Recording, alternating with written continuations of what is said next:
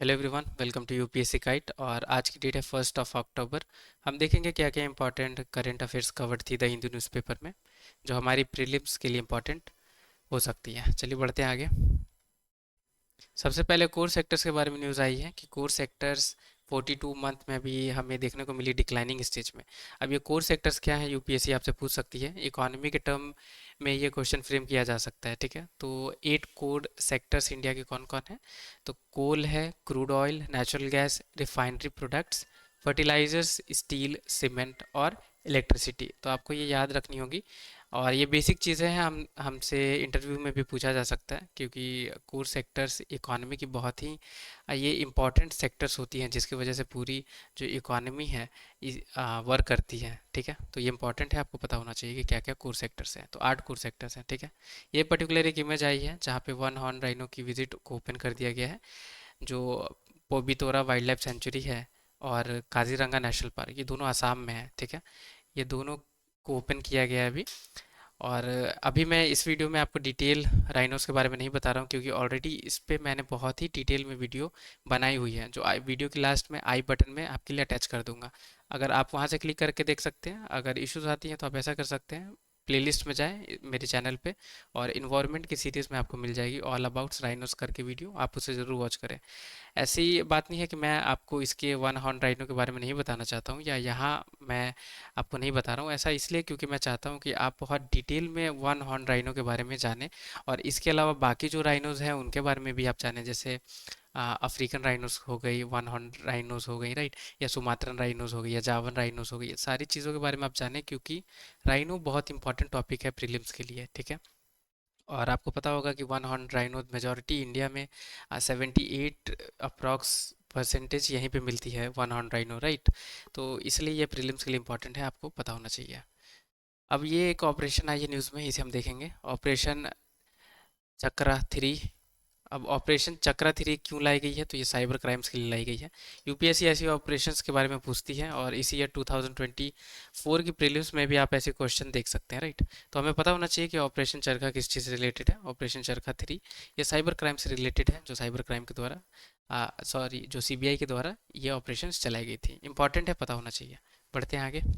अभी national human right commission के बारे में न्यूज़ आई हुई है कि इन्होंने सुमोटो के लिए जो एमपी गवर्नमेंट को नोटिस सेंड किया है। 2 स्टूडेंट्स की डेथ हो गई थी उसी पे। अब हम नेशनल ह्यूमन राइट कमीशन के बारे में देखेंगे। बहुत बार न्यूज़ में आ चुकी है, यहाँ तक कि यूनाइटेड नेशन की भी ह्यूमन राइट कमीशन न्यूज़ में थी रिसेंट टाइम्स में, राइट। तो प्रीलिम्स के लिए इंपॉर्टेंट हो सकती है। ये पॉलिटी की टॉपिक है, राइट। तो इसे हम समझेंगे। The national human right commission ये स्टैट्यूटरी बॉडी है, कॉन्स्टिट्यूशनल बॉडी नहीं है, याद रखनी है आपको, ठीक है। इस्टेब्लिश कब की गई? तो 1993 में। ये कमीशन वॉचडॉग है इंडिया में, जितने भी ह्यूमन राइट की चीज़ें होती हैं या केसेस होती हैं, उससे national human right commission deal करती है। आपको याद रखनी है कि नेशनल कम है ह्यूमन राइट कमीशन जो है, ये मल्टी मेंबर बॉडी है, जिसमें एक चेयरपर्सन होते हैं, ठीक है, 4 मेंबर्स होते हैं, और 4 और एक्स ऑफिस होते हैं। वो आगे हम डिस्कस करेंगे, ठीक है। अभी फ़िलहाल के लिए ये सारी जानकारी आप समझें। ये चेयरमैन, चेयरपर्सन और मेंबर्स जो हैं वो अपॉइंट किसके द्वारा किए जाते हैं? तो प्रेसिडेंट के द्वारा किए जाते हैं। अब ये किए तो जाएंगे, पर ये किन की रिकमेंडेशन से किया जाएंगे वो आपको याद रखनी होगी, क्योंकि इसमें 6 मेंबर कमेटी है जो रिकमेंडेशन अपनी देते हैं, जिसके बाद प्रेसिडेंट उन्हें अपॉइंट करते हैं। तो ये 6 मेंबर कमेटी में कौन कौन होते हैं? तो प्राइम मिनिस्टर इसे हेड करते हैं 6 मेंबर कमेटी को। स्पीकर ऑफ लोकसभा होते हैं, deputy chair chairman of Rajya Sabha होते हैं, leader of opposition both houses के होते हैं पार्लियामेंट के, और सेंट्रल होम मिनिस्टर। तो ये सारी 6 मेंबर्स हैं जो 6 मेंबर कमेटी के अंदर होते हैं। यूपीएससी आपसे बेसिक ह्यूमन राइट कमीशन के बारे में पूछेंगी, या आपसे अगर थोड़ी हार्ड क्वेश्चन करनी होगी तो आपसे पूछेगी कि 6 मेंबर कमेटी में कौन कौन होते हैं जो रिकमेंडेशन देते हैं ह्यूमन राइट कमीशन के मेंबर्स या चेयरपर्सन की अपॉइंटमेंट के लिए। तो ऐसे भी क्वेश्चन फ्रेम हो सकती है, आपको याद रखनी होगी। बढ़ते हैं आगे। अब हम कंपोजिशन देखेंगे नेशनल ह्यूमन राइट कमीशन की। तो इसमें चेयरपर्सन होते हैं, 4 मेंबर्स होते हैं, और 4 डीम्ड मेंबर्स होते हैं, ठीक है। अब इनकी क्या क्राइटेरिया है, किस बेसिस पे ये अपॉइंट किए जाते हैं, यहाँ हम देख सकते हैं। तो चेयरमैन जो नेशनल ह्यूमन राइट कमीशन के होंगे, वो retired chief justice of India होने चाहिए, ठीक है। इसमें एक मेंबर और होते हैं, ठीक है, जो लिए जाते हैं, या तो जज of supreme court of India के वो रहेंगे, या ऐसे इंडिविजुअल रहेंगे जो chief justice of high court रह चुके हैं, ठीक है। तो यहाँ से एक मेंबर लिए जाएंगे। 3 मेंबर कहाँ से लिए जाएंगे? तो कैंडिडेट जिनके पास नॉलेज हो या प्रैक्टिकल एक्सपीरियंस होगी जो भी मैटर्स हैं ह्यूमन राइट्स की उसमें, तो वहाँ से 3 मेंबर्स को लिए जाते हैं। और याद रखनी है ये 3 मेंबर्स में से एटलीस्ट एक मेंबर विमेन होनी चाहिए, ठीक है। तो चेयरमैन हमने देख लिया, एक मेंबर ये हो गए जो जज ऑफ सुप्रीम कोर्ट होने चाहिए या chief justice of high court होने चाहिए। 3 मेंबर्स यहाँ से हमने देख लिया कि ये प्रैक्टिकल या नॉलेज के बेसिस पे लिए जाएंगे। और इसमें 4 डीम्ड मेंबर रहते हैं जो कहाँ कहाँ से लिए जाते हैं? तो national commission for minorities, national commission for scheduled caste, national commission for scheduled tribe, national commission for women, national commission for protection of child rights, national commission for backward classes और chief commissioner for persons with disability. यहाँ से 4 deemed members को लिए जाते हैं, ठीक है। आपको याद रखनी है कि ये मल्टी मेंबर बॉडी है। अब चेयरपर्सन और मेंबर्स हैं ये 3 ईयर के लिए ऑफिस को होल्ड करते हैं या 75 ईयर, अगर उनकी 70 ईयर अगर अटेंड हो गई हो तब। दोनों में से जो अर्लियर होगी उसे कंसिडर किया जाएगा। 3 ईयर्स है, याद रखनी है, और 70 एलिजिबल रहते हैं दोबारा रीअपॉइंटमेंट के लिए मेंबर्स और चेयरपर्सन, याद रखनी है। प्रेसिडेंट रिमूव कर सकते हैं चेयरपर्सन या किसी मेंबर्स को, ठीक है। प्रेसिडेंट ही अपॉइंट करते हैं और प्रेसिडेंट ही इन्हें रिमूव भी करते हैं। पर अपॉइंट कैसे की जाती है? तो 6 मेंबर कमेटी के रिकमेंडेशन पे, ठीक है। ये बेसिक चीज़ें हैं जो हमें पता होना चाहिए पॉलिटी के हिसाब से। बहुत ज़्यादा न्यूज़ में आई हुई है एनएचआरसी, चांसेस है यूपीएससी प्रीलिम्स में पॉलिटी के टर्म्स में आपसे पूछ सकती है, ठीक है। बढ़ते हैं आगे। ये पर्टिकुलर एक आई है आर्टिकल जहाँ पे टराई के बारे में, telecom regulatory authority of India के बारे में बात की गई कि इन्होंने बहुत ज़्यादा स्ट्रेस अभी दिया है कि बहुत ज़्यादा बेनिफिट्स है अभी डिजिटल रेडियो ब्रॉडकास्टिंग की। तो हमारे लिए इंपॉर्टेंट है TRI, इसे देखेंगे। तो the telecom regulatory authority of India, TRAI, ये रेगुलेटरी बॉडी है, आपको याद रखनी है। सेटअप कैसे की गई है? तो सेक्शन 3 जो telecom regulatory authority of India act 1997 इसके तहत, ठीक है। तो telecom regulatory authority of India act 1997 के तहत इसे बनाई गई है, रेगुलेटरी बॉडी है। रेगुलेट क्या करती है? तो टेलीकम्युनिकेशन सेक्टर्स जो इंडिया में उसे रेगुलेट करती है। इसमें चेयरपर्सन होते हैं और not more than 2 full time members and not more than 2 part time members। तो क्या क्या इसकी कंपोजिशन है TRAI की? तो एक चेयरपर्सन होंगे और 2 फुल टाइम मेंबर्स होंगे और 2 पार्ट टाइम मेंबर्स होंगे, ठीक है। तो 5 मेंबर बॉडी हो गई, राइट। तो आपको याद रखनी है ये। अब टेराई के पास खुद की एपलेट ट्रिब्यूनल भी है।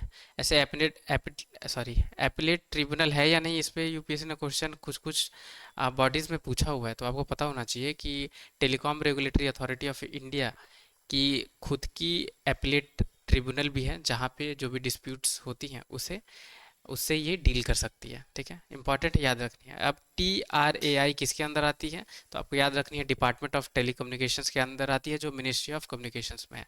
तो मिनिस्ट्री ऑफ कम्युनिकेशंस में कुल मिला के ये कहना है यहाँ, ठीक है। तो याद रखनी है ये बॉडीज़ वगैरह यूपीएससी आपसे पूछती है, ठीक है। तो इम्पॉर्टेंट है ये। यहाँ पे आप जितनी भी चीज़ें मेंशन है ये आपके लिए बहुत इंपॉर्टेंट है। अगर आपने इतनी जानकारी अपने दिमाग में रखी, कोई सी भी क्वेश्चन आएगी telecom regulatory authority of India पे, अगर ये बॉडी पे आती है आप इजीली सॉल्व कर लेंगे, ठीक है। बढ़ते हैं आगे। ये पर्टिकुलर एक वायरस के बारे में न्यूज़ आई है, मारबर्ग, ठीक है, और इबोला वायरस। ये दोनों के बारे में हम देखेंगे, प्रीलिम्स के लिए इंपॉर्टेंट हो सकती है।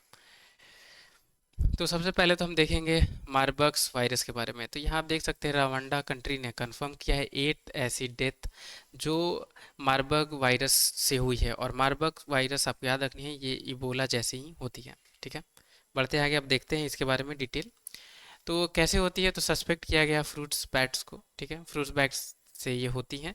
और पीपल टू पीपल ट्रांसमिशन होती है कैसे? तो क्लोज कांटेक्ट अगर रहेगी कोई भी इन्फेक्टेड इंडिविजुअल के साथ और उनके बॉडी फ्लूइड्स जैसे कि सलाइवा, म्यूकस, वोमिट अगर वो करते हैं, या फीसेस, स्वेट, टीयर्स और ब्रेस्ट मिल्क, यहाँ देख सकते हैं ब्रेस्ट फीडिंग से भी होती है ये, यूरिन और सीमेन। तो इन सारी चीज़ों से ये ट्रांसमिट होती है। अभी केसेस कहाँ देखी गई हैं? तो आपको याद रखनी है 2024 में रवांडा कंट्री में इसके केसेस देखी गई हैं। ये सेम है इबोला जैसे। और मार्बर्ग वायरस सबसे पहले कब हमें देखने को मिली कि ऐसी भी वायरस होती है? तो 1967 में। और आपको याद रखनी है कि ये आउटब्रेक सबसे पहले कहाँ हुई है। तो मार्बर्ग वायरस जो डिजीज़ है ये जर्मन जर्मन यानी जर्मनी की सिटी है मार्बर्ग और फ्रैंकफर्ट, यहाँ पे देखने को इसकी केसेस मिली है। ठीक है, याद रखनी है, अभी तो रवांडा में देखने को मिली है पर ओरिजिनेशन इसकी कहाँ से है, तो आपको याद रखनी है मार्बर्ग और फ्रैंकफर्ट जो जर्मनी की जो सिटी है वहाँ से। अब लेबोरेटरी में जो वर्कर्स थे वो एक्सपोज हो गए थे अफ्रीकन ग्रीन मंकी है उनकी इन्फेक्टेड टिश्यू से। उसके बाद ही ये वायरस वहाँ पे इमर्ज हुई। अब क्या याद रखनी है, ये एंडेमिक एक कंट्री में नहीं है, बहुत सारी कंट्री में मार्बर्ग वायरसेस की केसेस हमें देखने को मिली है। फॉर एग्जांपल यहाँ आप देख सकते हैं तंजानिया, इक्वेटोरियल गिनी, गाना, Uganda, democratic Republic of Congo और भी बहुत सारी कंट्रीज हैं। तो ये पर्टिकुलर आप नहीं कह सकते कि ये मार्बर्ग वायरस ये एक ही कंट्री में रिस्ट्रिक्टेड है या एक पर्टिकुलर कंट्री की एंडेमिक है, आपको याद रखनी है। ठीक है, या यूपीएससी अगर आपसे पूछे कि ये एंडेमिक है वेस्टर्न अफ्रीका में, तो नहीं, एंडेमिक नहीं है, क्योंकि जर्मनी में ये हुई है।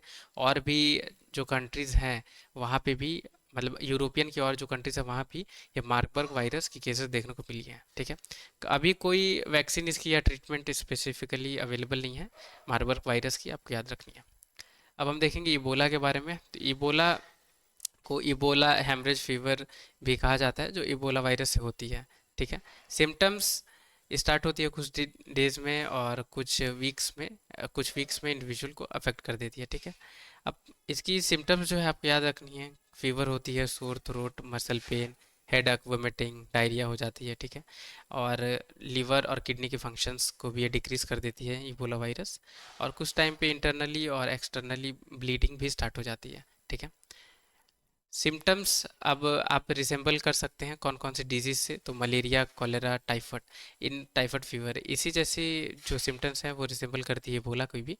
पहली केसेस इबोला की कहाँ हमें देखने को मिली, तो 1976 में हमें दो पर्टिकुलर ऐसी टाउन में इबोला की केसेस देखने को मिली। तो नज़रा जो साउथ सूडान में है और याम्बुकू जो डेमोक्रेटिक रिपब्लिक ऑफ कॉन्गो में है। ठीक है, अब ये दोनों जो विलेज हैं ये इबोला रिवर के आसपास हैं। ठीक है, इबोला रिवर के ही आसपास ये दोनों टाउन्स हैं, इसीलिए इबोला वायरस की नाम इबोला रिवर पे रखी गई है। अब इबोला आपको याद रखनी है एंडेमिक है वेस्टर्न अफ्रीका में। ठीक है, और इबोला डिजीज स्प्रेड होती है डायरेक्ट कांटेक्ट बॉडी, या तो ब्लड से होगी या बॉडी फ्लूइड्स जैसे कि saliva, mucus, vomit, faeces, sweat, tear, breast milk और यूरिन एंड सीमन।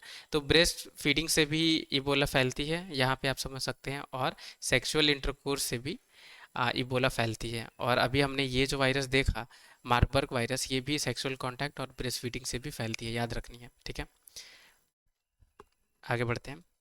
अब नेचुरल रिजर्वायर इबोला की अभी कंफर्म नहीं की गई है, आपको याद रखनी है, पर बैट्स को कंसीडर किया जाता है मोस्टली लाइकली कैंडिडेट कि बैट्स की वजह से, फ्रूट्स बैट्स की वजह से ये फैलती है। ठीक है, वैक्सीन अभी अवेलेबल वैसी अभी डेवलप नहीं हुई है वैक्सीन, पर इसकी स्प्रेड को कंट्रोल करने के लिए वैक्सीन है अवेलेबल। ठीक है, पर अभी कम्प्लीटली क्योर या प्रिवेंटेशन के लिए अभी वैसी वैक्सीन डेवलप नहीं हुई है, आपको याद रखनी है। बढ़ते हैं आगे।